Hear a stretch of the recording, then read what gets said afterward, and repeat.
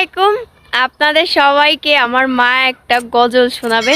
মা, এটা কি তুমি নিজে গাইছো হ্যাঁ নাকি কার কোথা থেকে শুনছো? না নিগুন আচ্ছা, একটু করো, সবাই শুনুক, বলো। ইয়া রাসূলুল্লাহ ইয়া হাবিবাল্লাহ আপনি আমার গুণ নবী আমার দেহ মন বলে নবী নবী আমার দেহ মন বলে নবী নবী ইয়া রাসূলুল্লাহ ইয়া হাবিবাল্লাহ আপনি আমার গুণ নবী আমার দেহ মন বলে নবী নবী আমার দেহ মন বলে নবী নবী। মাশাআল্লাহ, কত সুন্দর করে গাইছে, দেখছেন? আমার মা কিন্তু একা একাই এটা শিখছে, কিন্তু কোথা থেকে শোনে নাই বা দেখে নাই। সবাই দোয়া করবেন আমার বাবা মার জন্য।